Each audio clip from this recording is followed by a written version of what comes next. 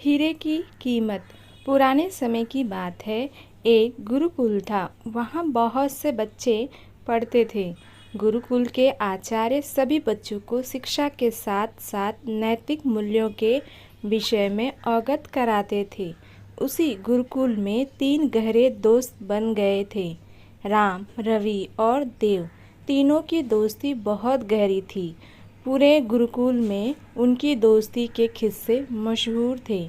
गुरुजी ने भी उनकी दोस्ती से बहुत प्रभावित हुए थे। तीनों एक साथ रहते थे, एक साथ अध्ययन करते थे, एक साथ खाना खाते थे। उसी गुरुकुल में एक राजकुमार भी पढ़ता था। राजकुमार अपने घमंड में रहता था। वह तीनों को बहुत नीचा समझता था। एक बार आचार्य जी ने सभी विद्यार्थी को बुलाया और सभी को एक छोटे से पहाड़ के पास ले गए। उसके बाद उन्होंने कहा, जो भी विद्यार्थी ऊपर तक चढ़ जाएगा उसे इनाम मिलेगा। सबसे पहले राजकुमार ने कहा, गुरुजी, सबसे पहले हमारा हक बनता है, हम पहले चढ़ेंगे। राजकुमार चढ़ने लगा। कुछ दूर चढ़ा कि नहीं वह फिसल कर नीचे आ गया। यह देखकर सब हंसने लगे। राजकुमार को बहुत गुस्सा आया, लेकिन गुरुजी के आगे वह कुछ बोल न सका।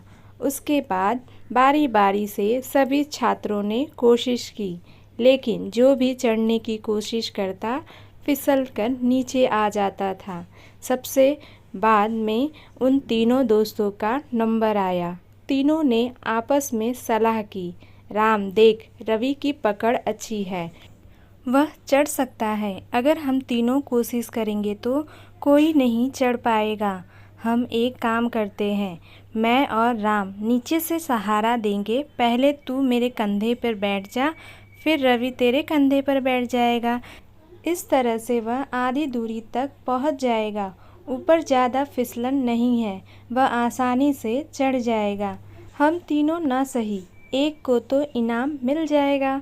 यह सुनकर रवि बोला, ठीक है भाई, जो भी इनाम मिलेगा मैं तुम दोनों के साथ बांट लूँगा। राम और देव ने सहारा दिया और रवि किसी तरह ऊपर पहुँच गया। कुछ देर बाद तीनों गुरुजी के पास वापस आ गए।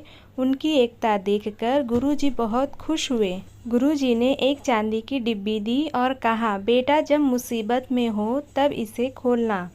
चांदी की डिब्बी लेकर तीनों वापस गुरुकुल आ गए। लेकिन अब समस्या ये थी कि उस चांदी की डिब्बी को बांटे कैसे।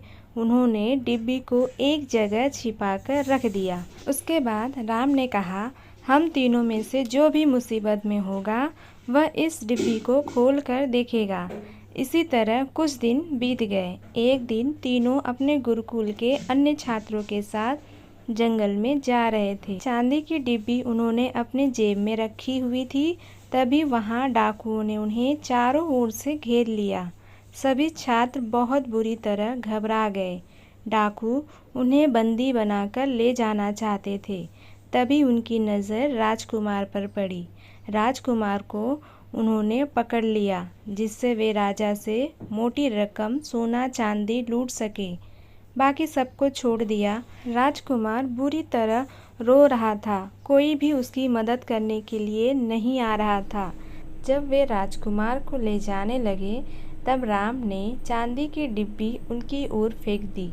चांदी की डिब्बी में एक हीरा था। हीरे को देखकर डाकुओं की नीयत खराब हो गई। वे उस बड़े से हीरे को पाने के लिए आपस में एक दूसरे को मारने लगे। मौका पाकर राजकुमार भागकर अपनी बाकी साथियों के पास आ गया। वे सभी भागकर गुरुकुल पहुंच गए। उधर हीरे के चक्कर में सारे डाकू मर गए। राजकुमार ने राम, रवि और देव से माफ़ी मांगी। उसके बाद उन्होंने अपने पिता राजा को सारी बात बताई। राजा ने तीनों को अपने राजमहल में बुलाकर सम्मानित किया। जब वे वापस अपने गुरुकुल आए तो उन्होंने अपने गुरुजी से पूछा, गुरुजी, इतना कीमती हीरा आपने हमें क्यों दे दिया? यह सुनकर गुरुजी हंसने लगे और बोले, बेटा वह केवल एक कांच का टुकड़ा था। वो बिल्कुल हीरे जैसा दिखता था। उसका कोई मोल नहीं था। लेकिन वह अनमोल भी है, क्योंकि उसने तुम सबकी जान बचा ली और तुम्हारे दुश्मन को सदा के लिए ख़त्म कर दिया। अगर तुम उसी समय वह चांदी की डिब्बी खोलकर देख लेते तो तुम उसे पाने के लिए आपस में एक दूसरे के दुश्मन बन जाते। इसीलिए मैंने मना किया था। मुसीबत में तुम्हें हीरे से ज़्यादा अपनी जान प्यारी लगी, इसीलिए तुम्हारी जान बच पाई। उस दिन जब मैं तुम्हें पहाड़ पर चढ़ा रहा था, तब तुमने एकता दिखाते हुए अपने साथी को ऊपर चढ़ाने में मदद की। गुरुजी की इस शिक्षा से सभी छात्र बहुत खुश हुए। तो दोस्तों, आपको ये कहानी कैसी लगी कमेंट बॉक्स में कमेंट करके ज़रूर बताइएगा। वीडियो अच्छी लगे तो प्लीज़ एक लाइक ज़रूर करें। चैनल पे न्यू हो तो चैनल को सब्सक्राइब कर ले, जिससे आपको लेटेस्ट अपडेट मिलती रहेंगी।